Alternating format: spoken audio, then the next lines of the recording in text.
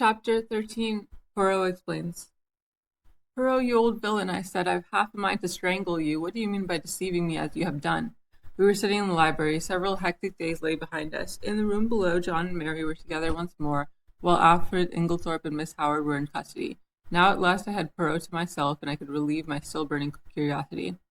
Poirot did not answer me for a moment, but at last he said, I did not deceive you, mon ami. At most I permitted you to deceive yourself. Yes, but why? Well, it is difficult to explain. You see, my friend, you have a nature so honest and a countenance so transparent that, enfin, to conceal your feelings is impossible. If I had told you my ideas the very first time you saw Mr. Alfred Inglethorpe, that astute gentleman would have, in your so expressive idiom, smelt a rat, and then bonjour to our chances of catching him. I think that I have more diplomacy than you give me credit for. My friend, to stop, Poirot, I implore you, do not enrage yourself. Your help has been of the most invaluable. It is but the extremely beautiful nature that you have which made me pause. Well, I grumbled a little mollified. I still think you might have given me a hint. But I did, my friend, several hints. You would not take them. Think now, did I ever say to you that I believed John Cavendish guilty? Did I not, on the contrary, tell you that he would almost certainly be acquitted? Yes, but... And did I not immediately afterwards speak of the difficulty of bringing the murderers to justice? Was it not plain to you that I was speaking of two entirely different persons? No, I said it was not plain to me. Then again, continued Poirot, at the beginning, did I not repeat to you several times that I didn't want Mr. Inglethorpe arrested now? That should have conveyed something to you. Do you mean to say you suspected him as long ago as that? Yes. To begin with, whoever else might benefit by Mrs. Inglethorpe's death, her husband would benefit the most. There was no getting away from that. When I went up to Styles with you at the first day, I had no idea as to how the crime had been committed, but from what I knew of Mr. Inglethorpe, I fancied that it would be very hard to find anything to connect him with it. When I arrived at the chateau, I realized at once that it was Mrs. Inglethorpe who had burnt the will, and there, by the way, you cannot complain, my friend, for I tried my best to force on you the significance of that bedroom fire in midsummer. Yes, I said impatiently, go on. Well, my friend, as I say, my views as to Mrs. Inglethorpe's guilt were very much shaken. Mr. Inglethorpe's guilt were very much shaken. There was, in fact, so much evidence against him that I was inclined to believe that he had not done it. When did you change your mind? When I found that the more efforts I made to clear him, the more efforts he made to get himself arrested. Then when I discovered that Inglethorpe had nothing to do with Mrs. Raikes, and that in fact it was John Cavendish who was interested in that quarter, I was quite sure. But why? Simply this. If it had been Inglethorpe who was carrying on an intrigue with Mrs. Raikes, his silence was perfectly comprehensible, but when I discovered that it was known all over the village that it was John who was attracted by the farmer's pretty wife, his silence bore quite a different interpretation. It was nonsense to pretend that he was afraid of the scandal, as no possible scandal could attach to him. This attitude of his gave me furiously to think, and I was slowly forced to the conclusion that Alfred Inglethorpe wanted to be arrested. Eh bien, from that moment I was equally determined that he should not be arrested. Wait a moment, I don't see why he wished to be arrested. Because, mon ami, it's the law of your country that a man once acquitted can never be tried again for the same offense. Aha, but it was clever, his idea. Assuredly, he is a man of method. See here, he knew that in his position he was bound to be suspected, so he conceived the exceedingly clever idea of preparing a lot of manufactured evidence against himself. He wished to be suspected, he wished to be arrested. He would then produce his irreproachable alibi, and hey presto, he was safe for life. But I still don't see how he managed to prove his alibi and yet go to the chemist's shop. Poirot stared at me in surprise. Is it possible, my poor friend, you have not realized that it was Miss Howard who went to the chemist's shop? Miss Howard? But certainly, who else? It was most easy for her. She is of good height, her voice is deep and manly. Moreover, remember she and Inglethorpe are cousins, and there is a distinct resemblance between them, especially in their gait and bearing. It was simplicity itself. They're a clever pair. I'm still a little fogged as to how exactly the bromide business was done, I remarked. Bon, I will reconstruct for you as far as possible. I am inclined to think that Miss Howard was the mastermind in that affair. Do you remember her once mentioning her father was a doctor? Possibly she dispensed his medicines for him, or she may have taken the idea from one of the many books lying about when Madame and Cynthia were studying for her exam. Anyway, she was familiar with the fact that the addition of a bromide to a mixture containing strychnine would cause a precipitation of the latter. Probably the idea came to her quite suddenly. Mrs. Inglethorpe had a box of bromide powders, which she occasionally took at night. What could be more easier than quietly to dissolve one or more of these powders in Mrs. Inglethorpe's large-sized bottle of medicine when it came from Coots? The risk was practically nil. The tragedy will not take place until nearly a fortnight later. If anyone has seen either of them touching the medicine, they will have forgotten it by that time. Miss Howard will have engineered her quarrel and departed from the house, The lapse of time and her absence will defeat all suspicion. Yes, it was a clever idea. If they had left it alone, it was possible the crime might have never been brought home to them. But they were not satisfied. They tried to be too clever, and that was their undoing. Poirot puffed at his tiny cigarette, his eyes fixed on the ceiling. They arranged a plan to throw suspicion on John Cavendish by buying strychnine at the village chemist and signing the register in his handwriting.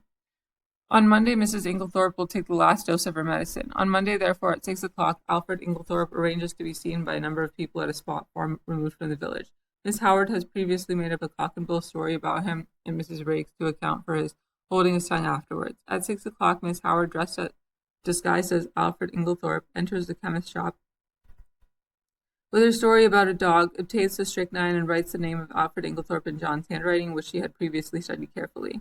But as it will never do if John, too, can prove an alibi, she writes him an anonymous note, still copying his handwriting, which takes him to a remote spot where it's exactly unlikely that anyone will see him. So far all goes well. Miss Howard goes back to Middlingham. Alfred Inglethorpe returns to Styles. There is nothing that can compromise him in any way, since it is Miss Howard who has the strychnine, which, after all, is only wanted as a blind to throw suspicion on John Cavendish. But now a hitch occurs. Mrs. Inglethorpe does not take her medicine that night. The broken bell, Cynthia's absence, arranged by Inglethorpe to his wife, all these are wasted, and then he makes a slip. Mrs. Inglethorpe is out, and he sits down to write to his accomplice, who he fears may be in a panic at the non-success of their plan. It is probable that Mrs. Inglethorpe returned earlier than he expected. Caught in the act and somewhat flurried, he hastily shuts and locks his desk. He fears that if he remains in the room, he might have to open it again, and that Mrs. Inglethorpe might catch sight of the letter before he could snatch it up. So he goes out and walks in the woods, little dreaming that Mrs. Inglethorpe would open his desk and discover the incriminating document. But this, as we know, is what happens. Mrs. Inglethorpe reads it and becomes aware of the perfidy of her husband and Evelyn Howard, though unfortunately the sentence about the bromide conveys no warning to her mind. She knows that she's in danger, but is ignorant of where the danger lies. She decides to say nothing to her husband, but sits down and writes to her solicitor, asking him to come on the morrow, and she also determines to destroy immediately the will which she had just made. She keeps the fatal letter. It was to discover that letter, then, that her husband forced the lock of the despatch case. Yes, and from the enormous risk he ran, we can see how fully he realized its importance. That letter accepted, there was absolutely nothing to connect him with the crime. There is only one thing I can't make out. Why didn't he destroy it at once when he got hold of it? Because he did not dare take the biggest risk of all, that of keeping it on his own person. I don't understand. Look at it from his point of view. I have discovered that there were only 5 short minutes in which he could have taken it, the 5 minutes immediately before our own arrival on the scene, for before that time Annie was brushing the stairs and would have seen anyone who passed going to the right wing. Figure to yourself the scene. He enters the room, unlocking the door by means of one of the other door keys. They were all much alike.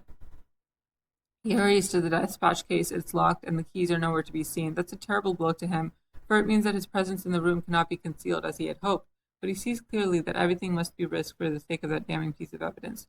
Quickly he forces the lock with a penknife and turns over the papers until he finds what he's looking for. But now a fresh dilemma arises. He dare not keep that piece of paper on him. He may be seen leaving the room. He may be searched.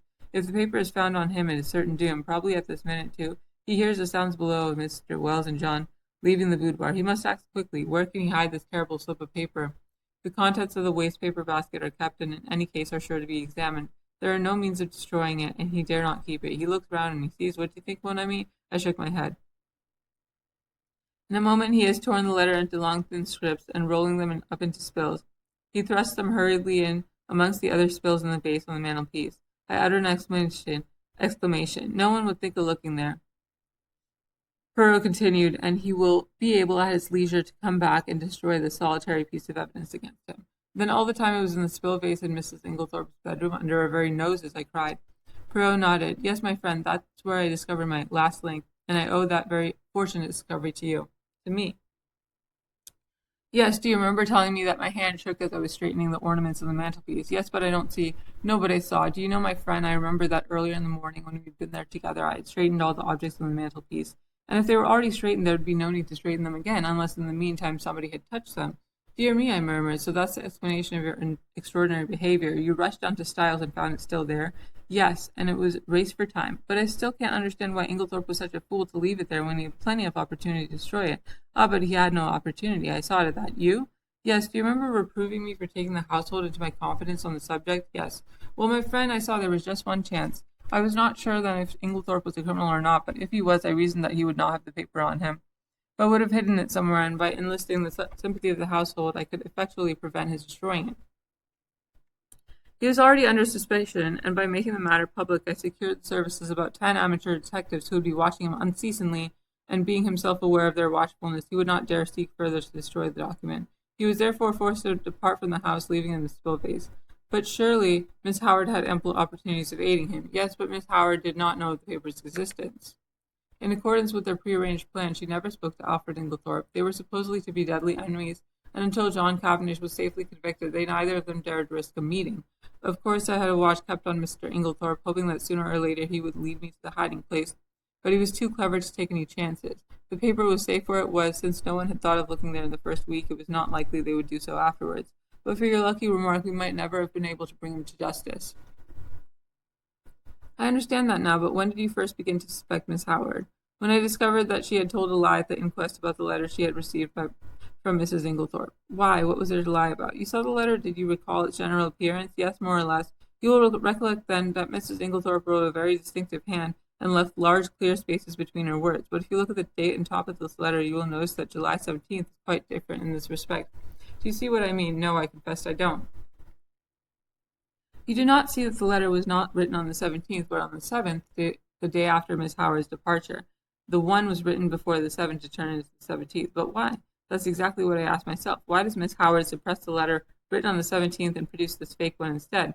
Because she does not wish to show the letter of the 17th. Why again? And at once a suspicion dawned in my mind. You will remember my saying that it was wise to beware of people who were not telling the truth. And yet, I cried indignantly. After that, you gave me 2 reasons why Miss Howard could not have committed the crime. And very good reasons, too, replied Poirot. For a long time they were stumbling blocks to me until I remembered a very significant fact, that she and Alfred Inglethorpe were cousins. She could not have committed the crime single-handed, but the reasons against that did not debar her from being an accomplice. And then there was that regular overbent hatred of hers. It concealed a very opposite emotion. There was undoubtedly a tie of passion between them long before he came to Styles. They had already arranged their infamous plot that he should marry this rich but rather foolish old lady, introduced her to make a will, leaving her money to him, and then gain their ends by a very cleverly conceived crime. If all had gone as planned, they would probably have left England and lived together on their poor victim's money. They were a very astute and unscrupulous pair. While suspicion was to be directed against him, she would be making quiet preparations for a very different denouement. She arrived from Middlingham with all the compromising items in her possession. No suspicion attaches to her, no notice is paid to her coming and going in the house.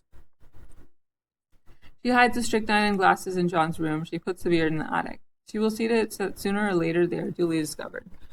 I don't quite see why they tried to fix the blame on John, I remarked. It would have been much easier for them to bring the crime home to Lawrence. Yes, but that was mere chance. All the evidence against him arose out of pure accident. It must in fact have been distinctly annoying to the pair of steamers. His manner was unfortunate, I observed thoughtfully. Yes, you realize, of course, what was the back of that? No. You did not understand that he believed Mademoiselle Cynthia guilty of the crime? No, I exclaimed, astonished. Impossible, not at all. I myself had nearly the same idea. It was in my mind when I asked Mr. Wells that first question about the will. Then there were the bromide powders which she had made up, and her clever male impersonations as Dr. Dorcas recounted them to us. There was really more evidence against her than anyone else. You are joking, Poirot. No. Shall I tell you what made Monsieur Lawrence turn so pale when he first entered his mother's room on the fatal night? It was because whilst his mother lay there, obviously poisoned, he saw over your shoulder that the door into Mademoiselle Cynthia's room was unbolted. But he declared that he saw it bolted, I cried. Exactly, said Poirot dryly, and that was just what confirmed my suspicion that it was not. He was shielding Mademoiselle Cynthia. But why should he shield her? Because he is in love with her, I laughed. There, Poirot, you are quite wrong. I happen to know for a fact that far from being in love with her, he positively dislikes her. Who told you that, mon ami? Cynthia herself. La pauvre petite. And she was concerned? She said that she did not mind at all. Then she certainly did mind very much, remarked Poirot. They are like that, les femmes. What you say about Lawrence is a great surprise to me, I said. But why? It was most obvious. Did not Monsieur Lawrence make the sour face every time Mademoiselle Cynthia spoke and laughed with his brother? He had taken to his long head that Mademoiselle Cynthia was in love with Monsieur John. When he entered his mother's room and saw her obviously poisoned, he jumped to the conclusion that Mademoiselle Cynthia knew something about the matter. He was nearly driven desperate. First he crushed the coffee cup to powder under his feet, remembering that she had gone up with his mother the night before, and he determined that there should be no chance of testing its contents. Thenceforward, he strenuously and quite uselessly upheld the theory of death from natural causes. And what about the extra coffee cup? I was fairly certain that it was Mrs. Cavendish who had not hidden it, but I had to be who had hidden it, but I had to make sure. Monsieur Lawrence did not know at all what I meant, but on reflection he came to the conclusion that if he could find an extra coffee cup anywhere, his lady love would be cleared of suspicion, and he was perfectly right. One thing more, what did Mrs. Inglethorpe mean by her dying words? They were, of course, an accusation against her husband. Dear me, Poirot, I said with a sigh, I think you have explained everything. I am glad it has all ended so happily. Even John and his wife are reconciled, thanks to me. How do you mean, thanks to you? My dear friend, do you realize that it was simply and solely the trial which has brought them together again?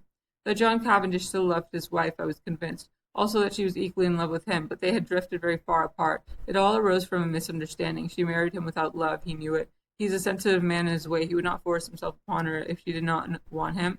And as he withdrew, her love awoke. But they are both unusually proud, and their pride held them inexorably apart. He drifted into an entanglement with Mrs. Raikes, and she deliberately cultivated the friendship of Dr. Bauerstein. Do you remember the day of John Cavendish's arrest, when you found me deliberating over a big decision? Yes, I quite understood your distress. Pardon me, mon ami, but you did not understand in the least. I was trying to decide whether or not I would clear John Cavendish at once. I could have cleared him, though it might have meant a failure to convict the real criminals. They were entirely in the dark as to my real attitude up to the very last moment, which partly accounts for my success. Do you mean that you could have saved John Cavendish from being brought to trial? Yes, my friend, but I eventually decided in favor of a woman's happiness. Nothing but the great danger through which they had passed could have brought these two proud souls together again. I looked at Poirot in silent amazement. The colossal cheek of the little man. Who on earth but Poirot would have thought of a trial for murder as a restorer of conjugal happiness? I perceive your thoughts, mon ami, said Poirot, smiling at me. No one but Hercule Poirot would have attempted such a thing, and you are wrong in condemning it. The happiness of one man and woman is the greatest thing in all the world. His words took me back to earlier events. I remembered Mary as she lay white and exhausted on the sofa, listening. There had come the sound of a bell below. She had started up. Poirot had opened the door, and meeting her agonized eyes, had nodded gently. Yes, madame, he said, I have brought him back to you. He had stood aside, and as I went out, I saw the look in Mary's eyes, as John Cavendish had caught his wife in his arms. Perhaps you are right, Poirot, I said gently. Yes, it's the greatest thing in the world. Suddenly there was a tap at the door, and Cynthia peeped in. I only... Come in, I said, springing up. She came in, but did not sit down. I only wanted to tell you something, yes? Cynthia fidgeted with the little tassel for some moments, then suddenly exclaiming, You dears, kissed first me and then Poirot, and rushed out of the room again. What on earth does this mean? I asked, surprised. It was very nice to be kissed by Cynthia, but the publicity of the salute rather impaired the pleasure. It means that she has discovered Monsieur Lawrence does not dislike her as much as she thought, replied Poirot philosophically. But here he is. Lawrence at that moment passed the door.